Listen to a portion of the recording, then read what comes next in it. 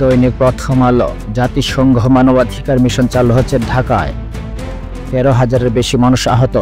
জুলাই গণ অভ্যুত্থান, উচ্চকক্ষে পিআর মানবে না বিএনপি। দৈনিক বাংলাদেশ প্রতিদিন। বিএনপিতে শুদ্ধি অভিযান, গোপালগঞ্জ জুড়ে গ্রেপ্তার আতঙ্ক। এপিএসের পোষা বিড়াল যখন মন্ত্রী। দৈনিক সমকাল। গোপালগঞ্জে 3টি মামলায় আসামি 2600, গ্রেপ্তার 167। ঢাকায় জাতিসংঘের মানবাধিকার দপ্তর খোলার চুক্তি সই, উচ্চকক্ষ বাতিলেও রাজি, তবু পিআর মানবে না বিএনপি। দৈনিক কালের কণ্ঠ।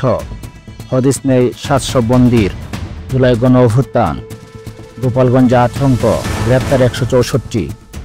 ঢাকায় জাতিসংঘের মানবাধিকার দপ্তরের মিশন হচ্ছে, এমওইউ সই। দৈনিক যুগান্তর। পুলিশের ওপর হামলা, গাড়ি ভাঙচুর, অগ্নিসংযোগ। গোপালগঞ্জে 3 মামলায় আসামি 2500। আওয়ামী সরকারের 15.5 বছর, রিজার্ভ বৃদ্ধি ছিল পাখা বলি। দৈনিক জনকণ্ঠ। আতঙ্কে এনবিআর কর্মীরা। ঢাকা জামাতে জাতীয় সমাবেশ আজ। বাংলাদেশের স্টারলিংকের আনুষ্ঠানিক যাত্রা শুরু। দৈনিক ইত্তেফাক। গোপালগঞ্জের সংঘর্ষে গুলিবিদ্ধ আরও একজনের মৃত্যু। অ্যান্টিবায়োটিকের রেজিস্ট্যান্স বাড়িয়ে তুলছে স্বাস্থ্য সংকট।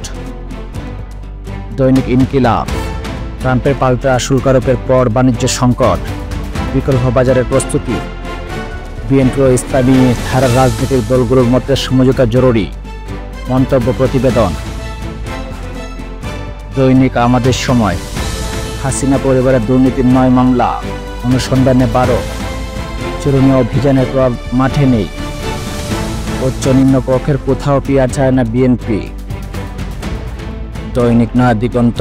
ওড়ার আগে বিমানের লন্ডনগামী 2 ফ্লাইটে ধরা পড়ল ত্রুটি। জামাতে জাতীয় সমাবেশ আজ। দৈনিক আলোকিত বাংলাদেশ। বিচার সংস্কার, জুলাই সনদ, পিআরে অনড় জামাত। গোপালগঞ্জে সহিষ্ণুতার গঠনের মামলা, আসামি 500। দৈনিক কালবেলা। অর্থ সংকটে দ্বিতল মহাসড়কের স্বপ্ন। আজ 2 বিষয়ে বার্তা দেবে জামাত। পিআর হলে সংসদের উচ্চ কক্ষ বাতিলের পক্ষে বিএনপি।